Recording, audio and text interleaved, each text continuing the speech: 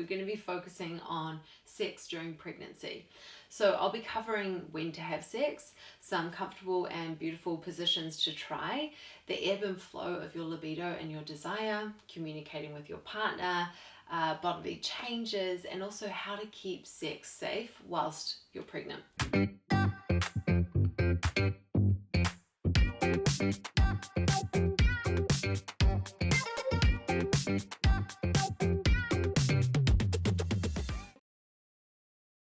Hello everyone, my name is Melissa Branges. I'm a certified holistic sex coach and I work with women who want to feel more sexually confident, connected and alive in their bodies and in the bedroom. I currently have a 2.5-month-old baby boy and have been navigating a whole new world of sexuality during pregnancy, now postpartum. So let's dive right into it. When is it a good time to have sex?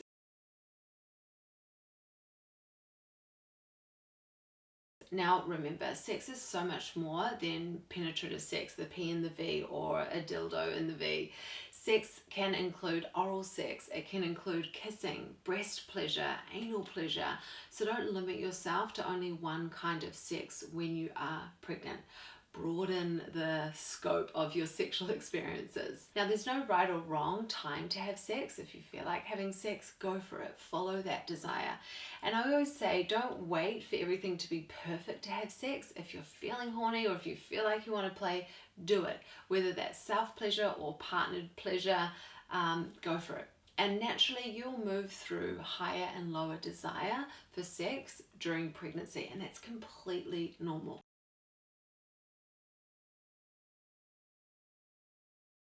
Please don't beat yourself up about it or think that anything is wrong. Some people experience a higher sex drive or desire in the second trimester with a boost of hormones and increased blood flow to the genitals.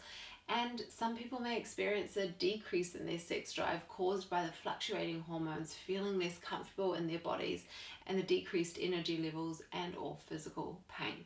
Now, remember, your body has achieved a pregnancy, so you will no longer be moving through ovulation, which is usually when a lot of women report feeling more turned on and up for sex. So personally, my desire for sex was super high in the first trimester, and then it dropped off almost completely around week 28 in my second trimester. I've had clients that said they couldn't stand the thought around having sex in the first trimester. It was an absolute no-go. And then all of a sudden in the second trimester, it was like, I'm horny, let's get it on, let's do it. So honor and listen to your body and decide for you when it's right for you, and please don't have sex out of obligation. If you really don't feel like sex, then please communicate that with your partner. If you don't feel like self-pleasuring, don't do it. Don't put any pressure on yourself. You're growing a baby. That is the main priority right now.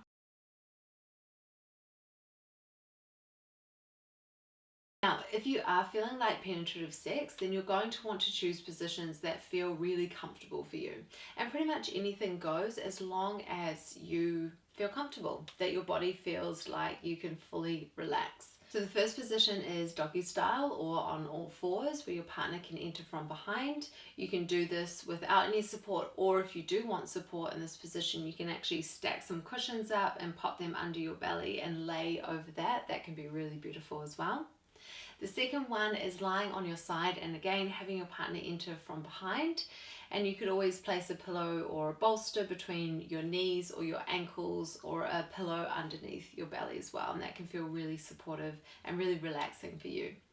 The third one is squatting or sitting on top of your partner.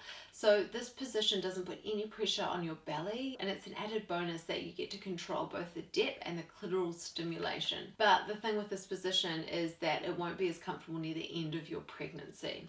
And that's where maybe the next one, standing up with your forearms against the wall and your partner again entering from behind, could also be a really beautiful and comfortable position. You could also do this on the edge of the bed, so you have your forearms on the edge of the bed, and this creates space for your belly and also gives you something to rest on / take the weight off your body. Now, any positions that I would stay clear of are positions where you're lying flat on your back, where your partner can squash you or push down on your belly, or where you're lying flat on your stomach, as this can restrict the blood flow to you and your baby. The main thing to remember here is that there's really no right or wrong to have sex during pregnancy. The bigger your belly gets, you'll find that there's positions that no longer feel comfortable or that you enjoy. So just remember to listen to your body. Do what feels right for you. As soon as something doesn't feel right or you're feeling pain, stop, reassess, and then change it up a little bit.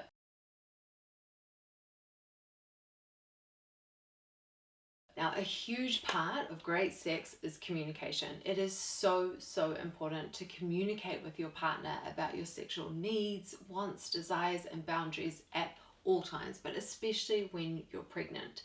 There is so much changing within you and your body, and your partner isn't a mind reader. So it's really important for you to step up to that and communicate what you need, what you desire throughout your pregnancy when you are going to be intimate with your partner. Sometimes it may feel really vulnerable to share that you're not feeling like sex or that a position doesn't work even when you can see your partner enjoying it, but always speak up and share what you're feeling or what you're experiencing so that you can change things up or so that you can make it work for you and your baby and your body. That's the main thing. So I recommend using the yes, no, maybe framework. It's super simple. It's saying yes when you want something, no when you don't, and maybe if you're on the fence about something and you need more time to decide. This is super important to help you communicate freely in the bedroom and gives you something to both be doing, right? Invite your partner to be using this piece of framework as well. So yes means obviously yes, I'm ready, yes, you can enter, yes, you can do that, yes, I want to have sex. So it's this, yes, let's go, the fire's there, the energy's there. No, I'm not ready. No, I don't want that. No, I'm not in the mood. There's like no negotiation around that. A no is a no. And maybe it's like you're on the fence, and perhaps if you start kissing or you do something a bit more sensual, it may shift you into a yes, or it may shift you into deciding that it's a no. And maybe it could be the idea of sex, like maybe I could be into it, but let's just try having a few kisses beforehand, or a longer hug, or maybe we start with massages first and then I can decide if I want sex. Now remember, these can always change. You may be a yes and then realize actually you're a no. You may be a no and then realize actually, you know what, I'm kind of getting a bit turned on, or this is really fun, I want to do this. So it can always change. It's always ebbing and flowing. But remember, if your partner says no, respect that. A no is a no.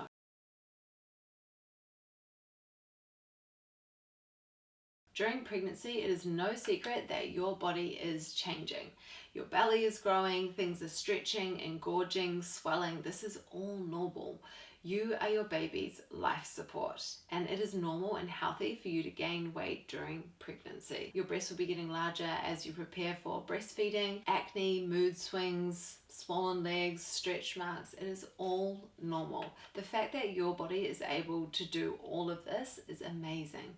So accepting and embracing your body as it changes and appreciating what your body is doing for you and your baby is a really important thing to do during this season of your life. A few practical tools here would be things like massaging your belly in the morning. If you've got a beautiful oil, dropping that into your hand and appreciating your womb and what your body is doing.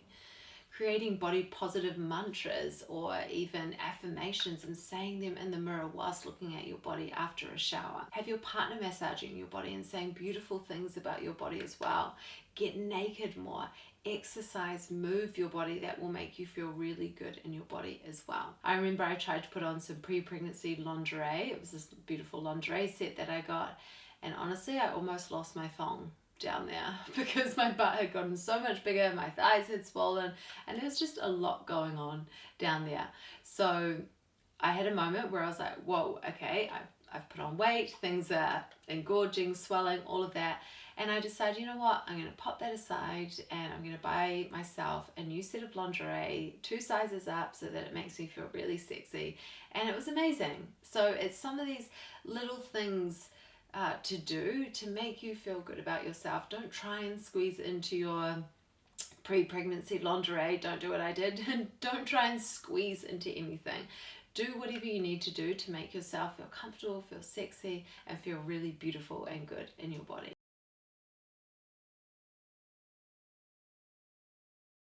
Now, there are so many benefits of having sex when you are pregnant. Increased blood flow to the genital area could mean increased number of orgasms or more powerful orgasms. Could be keeping fit. Sex burns calories, we all know this, and can also help you and your partner keep bonded, keep alive as well. It's super important. And of course, the beautiful endorphins that get released when we do have an orgasm can help mother and baby feel really happy and relaxed as well.